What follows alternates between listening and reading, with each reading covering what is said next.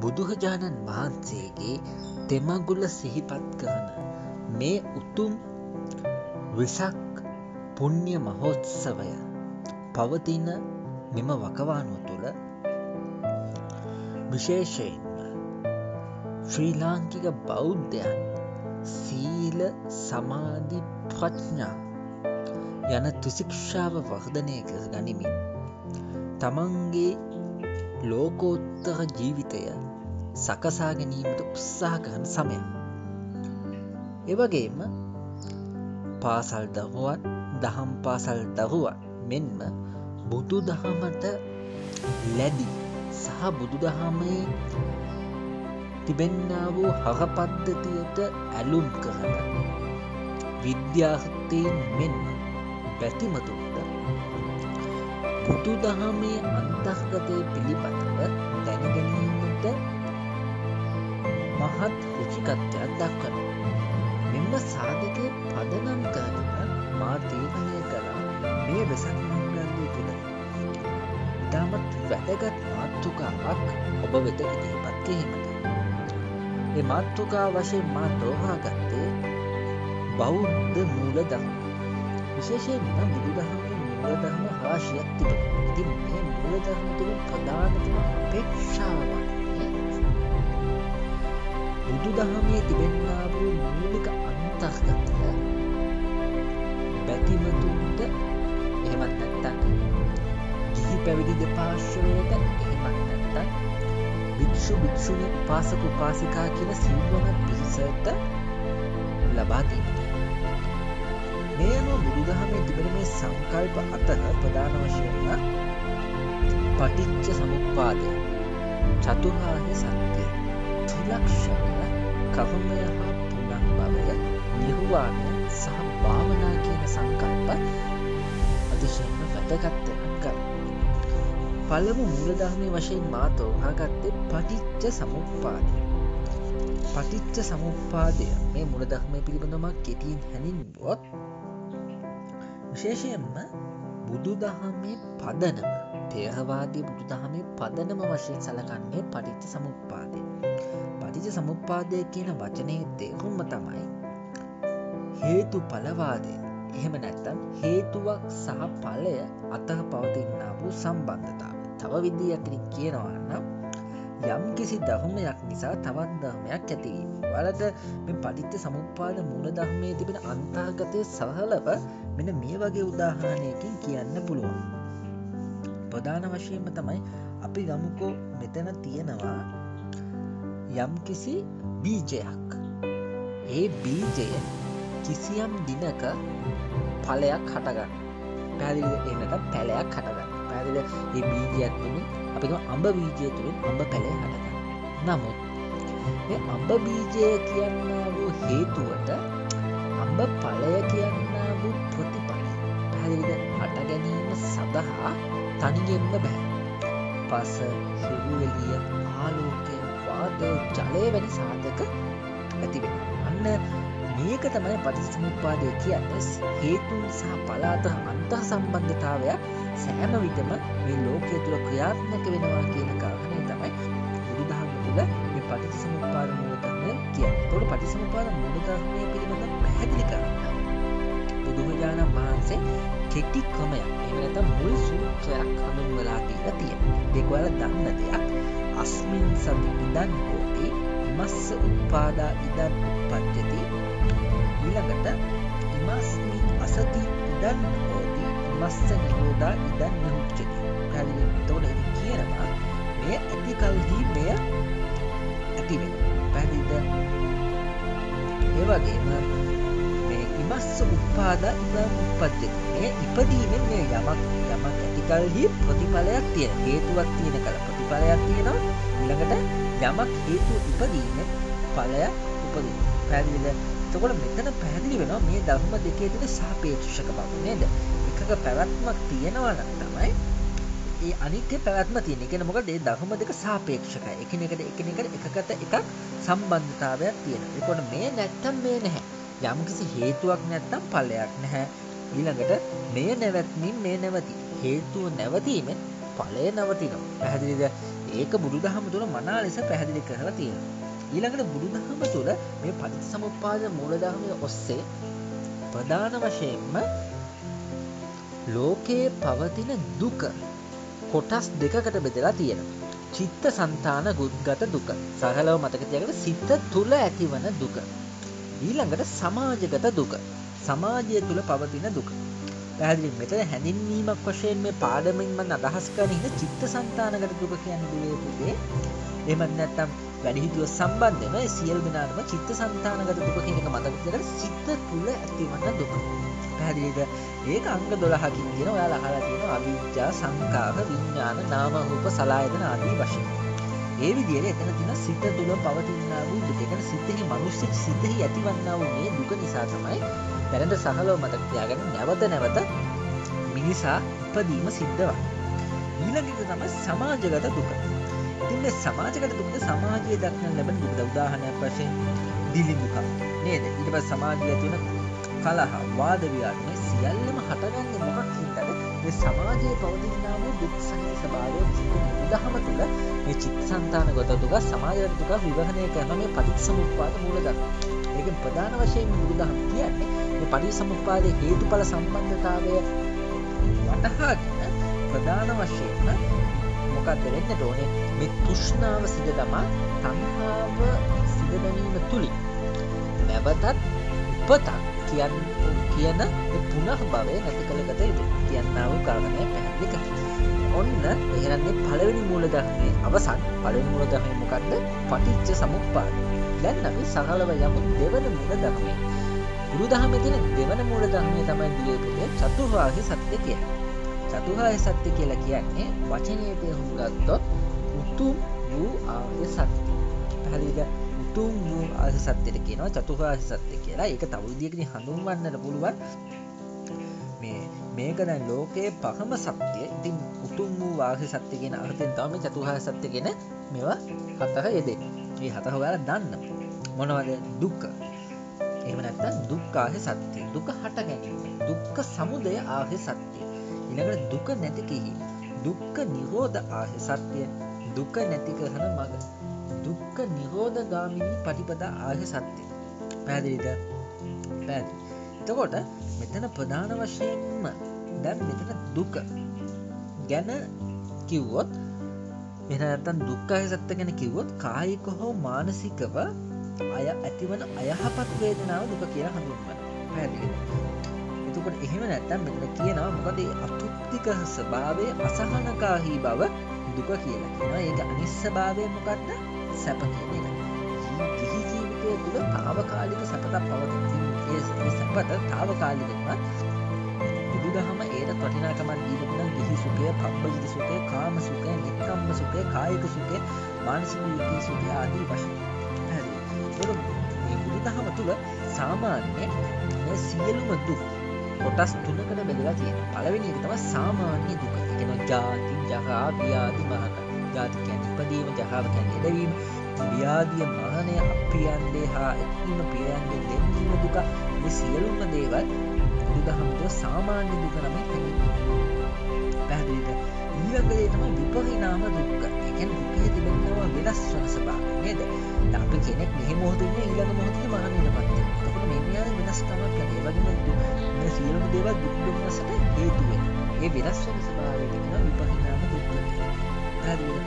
නමුත් තුන්වෙනි දුක තමයි සංඛාර දුක්ඛ. සංඛාර කියන්නේ මොකක්ද? ඔයාලා දන්න දෙයක්. පුද්ගලයා අර හේතුන්ගෙන් හටගෙන තියෙන හේතුන් වලට අපි කියන පංචස්කන්ධය. රූප, වේදනා, සංඥා, සංකාර, විඥාන. මේ පංචස්කන්ධය පංචස්කන්ධය දැඩිසේ අල්ලා ගැනීම. නැත්නම් පංච උපාදානස්කන්ධයෙන් තමයි මේ දුක ඇති වෙන්නේ. ඒක තමයි යථාර්ථය. ඒක සාමාන්‍ය මිනිසුන්ට තේරෙන්නේ නැහැ. ඒක නිසා එතන ඇති වෙන සංඛාර දුක. මේ සංඛාර දුක තුළ ප්‍රධාන වශයෙන්ම සඳහන් වෙනවා මෙන්න මේ කියන්නා වූ කාරණේ සඳහන් වෙනවා. ප්‍රධාන වශයෙන්ම මොකද රූප, වේදනා, සංඥා, සංකාර, විඥාන කියන පංචස්කන්ධයේ ආශ්‍රිත වූ දුකට කියනවා සංඛාර දුක කියලා. ඊළඟට දෙවන ආර්ය සත්‍ය තමයි දුක හට ගැනීම. එතකොට දුක හට ගැනීම කියන කාරණය ගත්තොත් දුකට හේතුව තමයි තෘෂ්ණාව. ඉතින් මේ තෘෂ්ණාව ඔයාලා දන්න දෙයක්. ප්‍රධාන වශයෙන්ම මොකද්ද? කාම තණ්හා, භව තණ්හා, විභව තණ්හා කියලා කොටස් තුනක් තියෙනවා. තෘෂ්ණාවේ ප්‍රධාන කොටස් තුනක් තියෙනවා. කාම තණ්හා. කාම තණ්හා කියන්නේ පස්කම් සැප පිළිබඳ තණ්හාව. සකලව මතක තබා ගන්න.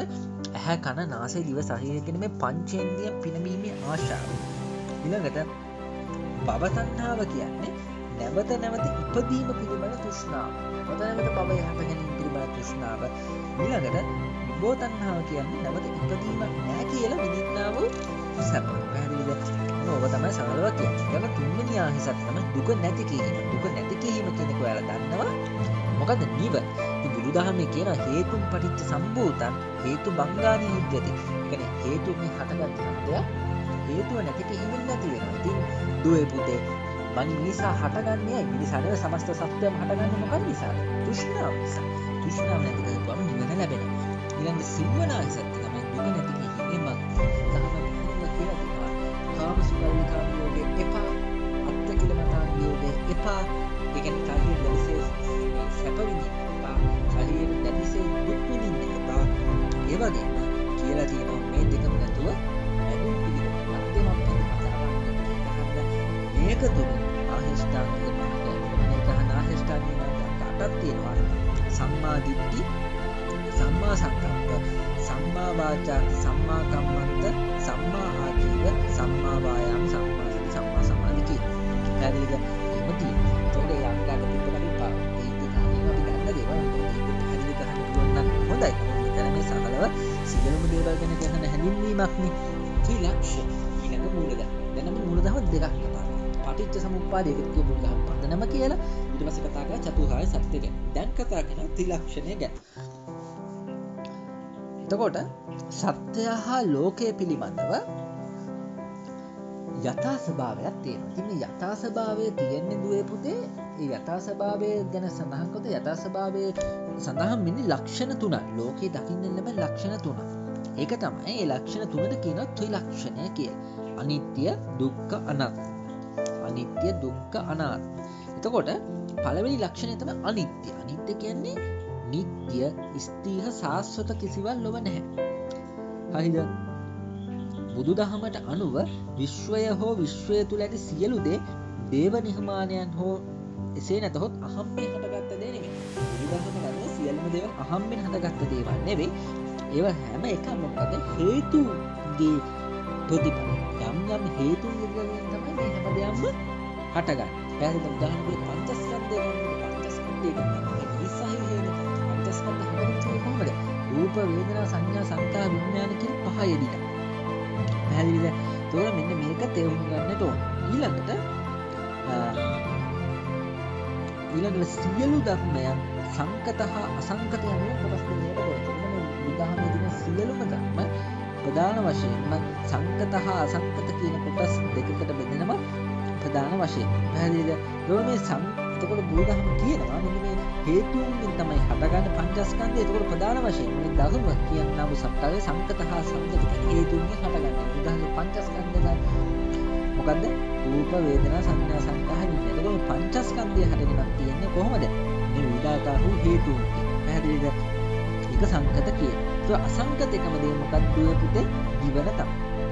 පැහැදිලිද? එතකොට සංකත හේතුන්ගෙන් හටගත්ත සෑම දෙයක්ම අනිත්‍යයි කියලා කියන රූප, වේදනා, සංඥා, සංකාර, විඥාන කියන කොටස් පහ මොකෝ ගන්නත් ගාලා විනාශ වෙන දෙයක්. පැහැදිලිද? ඒක උපමාවකින් තියෙන රූප දියුලකට ආදී වශයෙන් උපමා කරලා ඒ කියන්නේ මොකක්ද? ඒවා ප්‍රධාන වශයෙන් අනිත්‍ය. පැහැදිලිද? ඉතින් ඇහැ කියන එක අනිත්‍යයි. ඇහැ කියන ගේ ස්ථිර සත්‍යයක් නැහැනේ. අපි අද දකින්න කෙනා හෙට අපිට කැමති නැහැ. පැහැදිලිද? අද අපි කැමති දෙයට හෙට අපි කැමති. කලින් අහන සද්දයකට තමයි. අද අපි අහුවා නේද? මේ ප්‍රධාන වශයෙන්ම ගීයක්. නමුත් හෙටේ ගීතයට අපි අකමැති වෙනවා, වෙන ගීයකට කැමති වෙනවා. පැහැදිලිද? ඒ කියන්නේ චක්කු විඤ්ඤාණ, සෝත විඤ්ඤාණ, සිතෙන් ඇහෙන් නැතිවන්නා වූ සිත්, ඒ කියන්නේ කනෙන් නැතිවන්නා වූ සිත්, නාසයෙන් නැතිවන්නා වූ සිත් ආදී වශයෙන් මේවා වෙනස්. එතකොට අනිත්‍යතා සිද්ධාන්තය එහෙම නැත්නම් ස්ථිර නොවන බව බුදුහාමුදුරු උත්සාහ කළා තියෙනවා දුවේ පුතේ ප්‍රධාන වශයෙන් උපමා උපයෝගී කරගෙන දක්වන්න. ඊළඟ එක තමයි දුක්ඛය. ඒ කියන්නේ ජාති ජරා ව්‍යාධි මරණ පියයන්ගේ වෙන්වීම අප්‍රයයන් හා එක්වීම පැතූ දේ නොලැබීම යනාදී වශයෙන් පුද්ගලයාගේ අසහනය අතෘප්තිකර ස්වභාවය සඳහා හේතු වන දේ දුක්ඛ සත්‍ය තුළ ගැඹෙලා තියෙනවා. ජාති ජරා ව්‍යාධි මරණ පැහැදිලි? කියන්නේ ජාති උපදීම, ජරාව, ව්‍යාධි මරණ පියයන්ගේ වෙන්වීම අප්‍රියයන් හා එක්වීම පැතූ දේ නොලැබීම යනාදී වශයෙන් පුද්ගලයාගේ අසහනය අතෘප්තිකර ස්වභාවය සඳහා හේතු වන දේවල් දුක්ඛ සත්‍ය තියෙනවා. මෙය සියලු සංස්කාර ධර්මයන්ගේ ස්වභාවය. හේතුන්ගෙන් හටගත්ත දේවල් වල ස්වභාවය තමයි දුක්ඛ ස්වභාවය. බුදුහාම දෙක නිසා කියලා දෙනවා දුකේ යද නිච්ඡන් තන් දුක්ඛ. යමක් අනිත්‍ය නම් එතන දුක. දහ අනිත්‍යතාවය ගැන ඉස්සෙල්ලා කියනකොට තවත් වැදගත් ප්‍රකාශයක් කියනවා සබ්බේ සංඛාර අනිච්චයි. සියලු හේතුන්ගෙන් හටගත්ත දේවල් අනිත්‍යයි. පැහැදිලිද? යද නිච්ඡන් තන් දුක්ඛ කියනවා උදාහරණ එතනින් පැහැදිලි වෙනවා. මේ දුක්ඛ සත්‍ය දුක. පැහැදිලිද? ඒ වගේම ඒ කියන්නේ මොකද්ද? අපි දැන් හිතන රූප වේදනා සංඥා සංකාර විඥාන කියන පංචස්කන්ධ පිළිබඳව අල්වා ගන්න මමත්වයෙන් සැලකෙනවා. ඒ තුනේ දුක ඇති වෙනවා කියන කාරණය පැහැදිලි. තුන්වෙනි එක තමයි අනාත්ම. අත්ත එවත් අනාත්ම යන පදයේ නිර්වචනය. අත්ත කියන්නේ මොකක්ද? අත්ත යන පදයේ නිර්වචනය තමයි. අනාත්ම කියන්නේ මොකද්ද? මම නෙවෙයි. දැන් බුදුහාමුදුරුවෝ කියන්නේ අනාත්ම. බුදුහාමුදුරුවෝ කියන්නේ මොකද? අනාත්ම ලක්ෂණ තමයි බුදුහාමුදුරුවෝ පෙන්වලා දීලා තියෙන්නේ. පැහැදිලි? දැන් ඉස්සර කාලේ බුදුරජාණන් වහන්සේ දඹදිව පහළ වෙනකොට මෙතන කිව්වා මොකද්ද? ප්‍රධාන වශයෙන්ම ආත්ම සංකල්පයේ භාගතේ දහවුරු වුණානේ. මේ මොකද්ද මේ ඊශ්වරේ නැවුවා කිව්ව පරමාත්ම ස්වභාවයට පත් වෙනවා කිව්වා මේ ආදී වශයෙන් කිව්වා. මැහුණට පස්සේ ඒ ආත්මේ ගමන් කරනවා කිව්වා. සාස්වතවාද එතකොට මේ අදිච්ච සමුප්පන්න වාද ආදී ඇති වුණා. නම බුදුදහම කිව්වේ ආත්මයක් කියලා දෙයක් නැහැ. බුදුදහම තුල ප්‍රධාන වශයෙන්ම දේශනා කරන්නේ මොකද්ද? මේ බුදුදහම කිව්ව සෑම ධර්මයක්ම පටිච්ච සමුප්පාදය අනුව සිද්ධ වෙනවා කියලා. ඒ ගාන වශයෙන් නාලක කියන මම මිය ගියා. මම මිය ගිහිල්ලා සමහරට මං කරපු අකුසල කර්මයක් නිසා මම ඉපදෙනවා දැන් වඩා දුප්පත් පවුලක උගන්ඩා මේ රාජ්‍යයේ. නේද? මෙයා උගන්ඩා රාජ්‍යයේ මම උපදිනවා. එතකොට මම උපදින්නේ මොකද්ද? හැබැයි නාලකගේ තියෙන යම් දේවල් උගන්ඩා රාජ්‍යයේ ඉපදුණු අපක මොහමඩ් කියලා මේ මොහමඩ් වෙච්ච මට ලැබිලා තියෙන. ඒ මොකද්ද? හේතුපත් සම්බන්ධතාවය. හැබැයි නාලක නෙවෙයි ගිහින් උගන්ඩාවේ ඉපදුනේ. ඊට වඩා අකුසල කර්මයක් කරන අපාය ඉපදෙන්නත් තිබුණා. හැබැයි මම කුසල කර්මයක් කරන ඊට වඩා ධනවතෙක් කියලා ලංකාවෙන් වෙන්න පුළුවන්, ඉඩකඩක වෙන්න පුළුවන්, ධර්මයේ අහන්න පුළුවන් තැනක වෙන්න පුළුවන්. එහෙම නැත්නම් දිව්‍ය ලෝකෙක. එහෙම නැත්නම් තව දුරට රූපාවචර අරූපාවචර ධ්‍යාන වල තිබෙන බ්‍රහ්ම ලෝකෙ. ආන්නේ. පැහැදිලිද? ඒක නිසා බුදුරජාණන් වහන්සේ කිව්වේ මොකද්ද? මේ මම කියන සංකල්පය අමත්‍ය දුහ කිරීම තමයි සිද්ධ වෙන්නේ කියලා මේ ත්‍රිලක්ෂණ අනාත්ම සංකල්පයෙන් කිව්වා. එතකොට බුදුදහමේ කියන අනිත්‍ය ලක්ෂණය පැහැදිලි කරලා සබ්බේ සංඛාර අනිත්‍යයි. සියලු හේතුන්ගෙන් හටගත්ත දේවල් අනිත්‍යයි. දුක්ඛ ලක්ෂණය පැහැදිලි කරලා සබ්බේ සංඛාර දුක්ඛයි. සියලු හේතුන්ගෙන් හටගත්ත දේ දුක්ඛයි. බුදුදහම තුළ අනාත්ම ලක්ෂණය පැහැදිලි කරන්නේ එහෙමයි. සබ්බේ ධම්මා දුක්ඛයි. ඒ කියන්නේ සියලු ධර්මය කියන්නේ සංකත හා අසංකත ධර්ම. සංකත කිව්වේ හේතුන්ගෙන් හටගත්ත දේවල්, අසංකත කිව්වේ හේතුන්ගෙන් හටගත්ත දේවල්. මේ සංකත කියන එක මතක තියාගන්න. පංචස්කන්ධය කියන්නේ අසංකත කියන්නේ මොකද්ද? බුදු තේසවාදී බුදුදහමට අනුව එකම අසංකත ගන්නේ නෙවෙයි. එතකොට හේතුන්ගෙන් හටගත්ත ඒවා සහ හේතුන්ගෙන් හටගත් දේවල් යන එකට ගත්තා කියනවා ධර්ම කියලා. එතකොට මේ සංකත හා අසංකත ධර්මයන්ගේ එකතුවට සංකත හා අසංකත ධර්මයන්ගේ එකතුවට අපි කියනවා ධම්ම කියලා. ඒක සබ්බේ ධම්මානත්තාති කියලා කියන්නේ ඒක. ඊළඟ මේ න්‍යාය තමයි කර්මය කියන එක. කර්මයත් එක්ක පුනර්භවය කියන එකත් අපි සාකච්ඡා කරමු. කර්මය. කාමය හා පුනර්භවය අතර සම්බන්ධයක් තියෙන නිසා. කර්මය කියලා බුදුදහමේ හඳුන්වන්නේ චේතනා චෛතසිකය. ඒක කියනවා චේතනාහම් භික්කවේ කම්මං වදාමි. ඔයාලා දන්නවා චේතයිත්තා කම්මං කහෝති කායේන වාචාය මනසා. ඒක අදහස තමයි මොකද්ද? සිතින් සිතා කයින් වචනයෙන් මනසින් කරන්නා වූ ක්‍රියාවලට අපි කියනවා කර්මය කියලා. එහෙම ඒකට අනුව මොකද්ද? අපි චේතනාවකින් එහෙම නැත්නම් අපි හිතන්නේ නැතුව සිද්ධ වෙන අපේ අතින් සිද්ධ වෙන දේවල් කර්මයට අයත් වෙන්නේ නැහැ. අපි නොදැනුවත්ව ගිහිල්ලා අපේ අතින් පණුවෙක් පෑගිලා මැරෙනවා. ඒක කර්මයක් වෙන්නේ නැහැ. පැහැදිලිද? ඒතර කර්මය මේ සංචේතනිකව ඒ කියන්නේ සිතලා සිදු කරන්නා වූ යහපත් ක්‍රියාවක් තමයි කර්මයක් කියලා කියන්නේ. පැහැදිලිද? ඒක තේරුම් ගන්නට ඕන. ඊළඟට මේ කර්මයේ ප්‍රධාන වශයෙන් සිද්ධ වෙනවා කාය කම්ම, වචී කම්ම, මනෝ කම්ම කියන මේ දොහොට තුනේ. ඒ කියන්නේ මොකද? තව දුහට පැහැදිලි කරමු. සිත, කය, වචනය. පැහැදිලිද? ඒක අනිත් විදිහට කාය කම්ම, වචී කම්ම, මනෝ කම්ම කියන දොහොට තුනේ සිද්ධ වෙනවා. එතකොට බුදුදහම කය, වචනය, සිතෙන් සිදුවන අකුසල් කර්ම 10ක් කියලා තියෙනවා. ඒකට කියනවා දස අකුසල් කියලා. බුදුදහම කියලා තියෙනවා මේ දස අකුසල් වලින් වැළකීලා දස කුසල් වර්ධනය කිරීම කළ යුතුයි කියලා. මේ දස අකුසල් මොනවද? අපි බලමු. කයින් සිදුවන දස අකුසල් වෙන්නේ මොනවද? සතුන් මැරීම, සොරකම් කිරීම, වැරදි මගින් කම්සප විදීම යන අකුසල කායකම්. ඊළඟ වචනයෙන් සිද්ධ වෙන්නේ බොහෝ කීම, කේලාම් කීම, රළු වචන කීම හා හිස් වචන කීම කියන අකුසල වචීකම්. මනෝකම්ම කියලා කියන්නේ දැඩි ලෝභය, ව්‍යාපාදය හා මිසදිටු බව. මිසදිටු බව කියන්නේ මිත්‍යා දෘෂ්ටිය. පැහැදිලිද? ලෝභය, ව්‍යාපාදය කියන්නේ කෝපය. ඉතින් ඔන්න ඔය විදිහට ඒ අකුසල 10ක් තියෙනවා. ඒ දස අකුසල් වලින් වැළකින්න කියලා තමයි බුදුදහම බුදුරජාණන් වහන්සේ කිව්වේ. එහෙම නැත්නම් මේ ත්‍රිවිධ අකුසල්. ත්‍රිවිධ අකුසල් කියලා කියන්නේ මේ 10 පොදුවේ ගත්තාම කොහොමද? අකුසල කායකම්, අකුසල වචීකම්, අකුසල මනෝකම්මනේ. ඉතින් මේ ත්‍රිවිධ අකුසල් වලින් වැළකීම තමයි බුදුදහම බුදුරජාණන් වහන්සේ දේශනා කරලා තියෙන්නේ. පැහැදිලිද? ඊළඟට ඒක පැහැදිලි කරලා තියෙන්නේ බුදුහාමුදුරුවෝ කියලා තියෙනවා. මොකද්ද?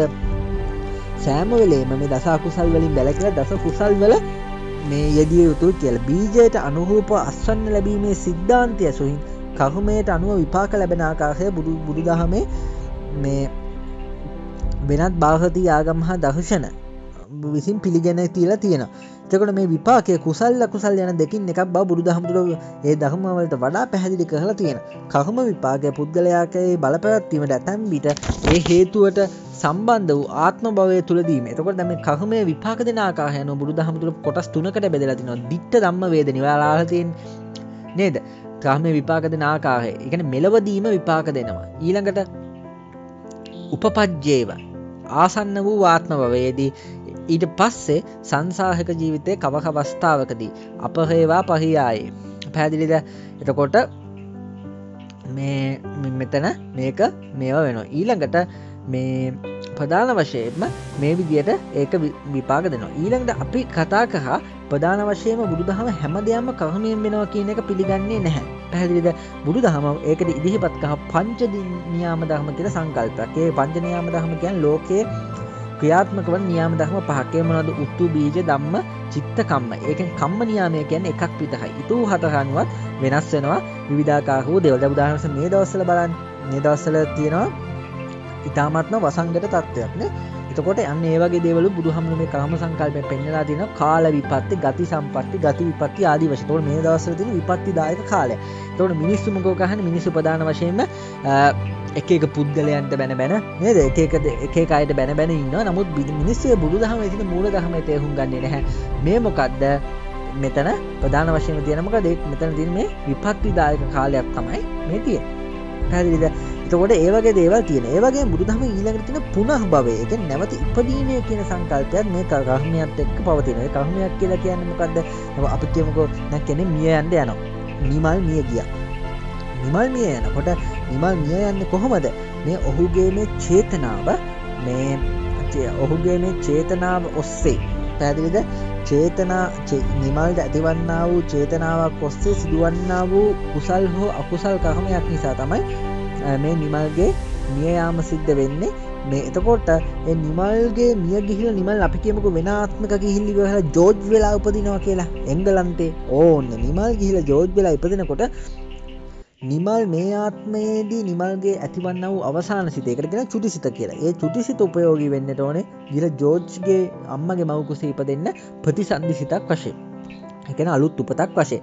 ඊට අමතරව ප්‍රධාන වශයෙන් කරුණු තුනක් බලපානවා. මෙන්න මේ නැවත උපතක් සඳහා මවගේ ඍතුවීම, මව්පියන්ගේ සහවාසය, කර්මීය ශක්තිය සහිත විඥානය. පැහැදිලිද? එතකොට අන්න ඒක මේව කරන. එතකොට මේව සිද්ධ වෙන්නේ පටිච්ච සමුප්පාදයට අනුකූලව. එතකොට ඒක සංකල්පයට කියනවා පුනර්භවය කියලා. ඒ පුනර්භවය සංකල්ප සංකීර්ණ සංකල්පයක්. නමුත් සකල විදියට මෙතන පැහැදිලි කළ යුතුයි. ඊළඟ සංකල්පය තමයි නිවන. නිවන කියන්නේ වාන නැමැති තෘෂ්ණාව නැති කිරීම. පැහැදිලිද? දැන් තෘෂ්ණාවට කියන වාන හෙවත් බාන කියලා. ඉතින් මේ තෘෂ්ණාව නැති කිරීමට කියනවා නිවන කියලා. ඉතින් මේ නිවන කියන එකේ අර්ථය ප්‍රධාන වශයෙන්ම කියන්නේ මේ වාන නැමැති තෘෂ්ණාව නැති කිරීම, පහනේ නිවීම, ඉන්ද්‍රිය ගෝචර සාධකයක් නේද? ඒක පහනේ නිවීම වගේ අදහසක් මෙතන අදහස් කරනවා. පැහැදිලිද? එතකොට මේක නිබ්බාන කියනවා. අජාත, අකත ඔය ආදී වශයෙන් මේ නිවන හඳුන්වනවා පැහැදිලි වශයෙන්. පැහැදිලිද? එතකොට මේ නිවන සාමාන්‍ය අනිර්වචනීයයි. පැහැදිලි මේ නිවන කියනා වූ සංකල්පය මේ සාමාන්‍ය කියන නිර්වචනය කරන්න බෑ.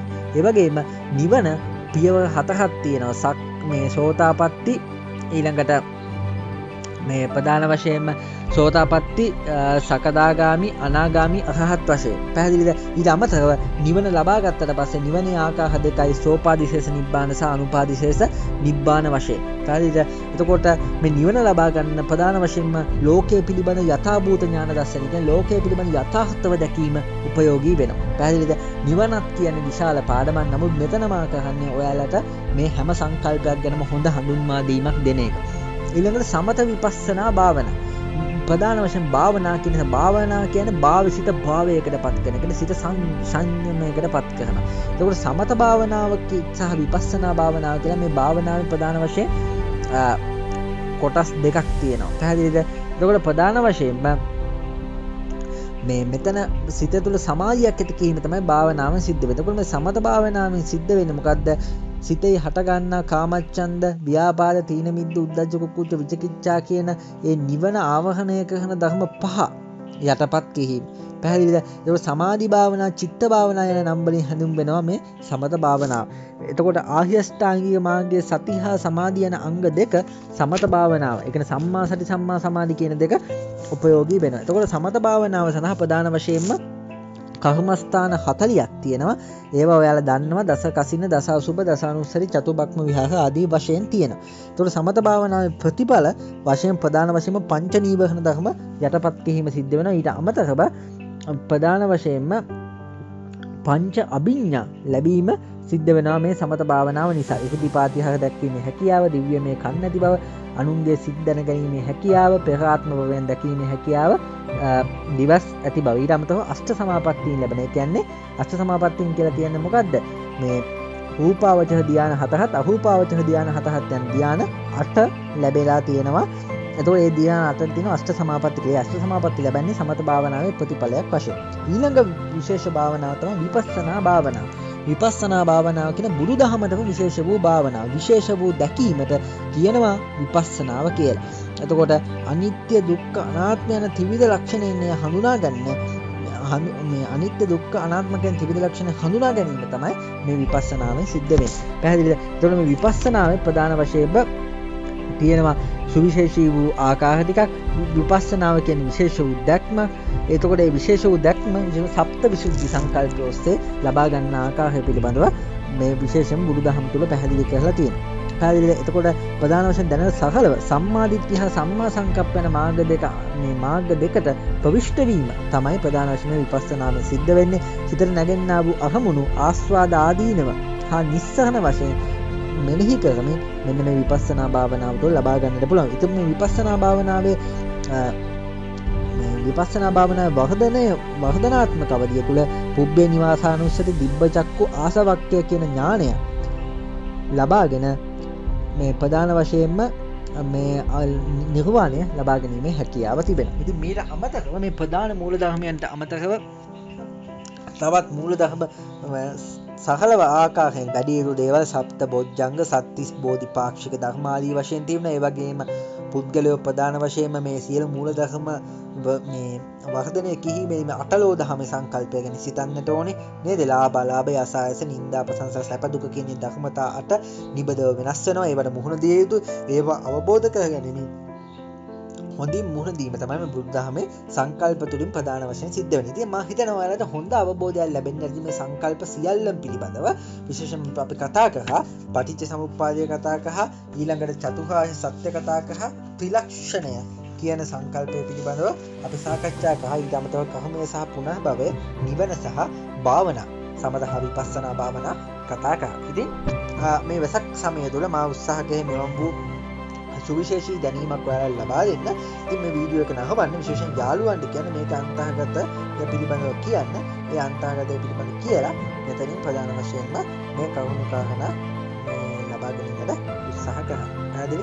එතකොට මේ ප්‍රශ්න වලින් ඔයාලට පුළුවන් බුදුදහමේ තිබෙන මේ යථාර්ථය අවබෝධ කර ගැනීම සඳහා. ඉතින් අපේ channel එක සමග එකතු වෙන්න. අපේ channel එක තුළ බෞද්ධ ශිෂ්ටාචාරය ඒ වගේම දහම් පාසල අවසාන සාමාන්‍ය පෙළ මේ සියලු දේවල් වලට මඟ පෙන්වීමක් සිදු කරනවා. විශේෂයෙන් මේක දැනුවත් කරන විශේෂ උසස් පෙළ බෞද්ධ ශිෂ්ටාචාර විෂයලත් මඟ පෙන්වීමක් කරන බොහෝ දෙනෙක් දන්නේ නැහැ. channel එක පිළිබඳව දැනුවත් කරන අඩුපාඩු අපිට කියන්න. ඉතින් අපි සමග දිගටම එකතු වෙන්න. එහෙනම් ඔබ සැමට පින්බහ වෙසක් මංගල්‍යයක් වේවා කියන ප්‍රාර්ථනාව සමගින් මා නිහඬ වෙනවා. තෙරුවන් සරණයි.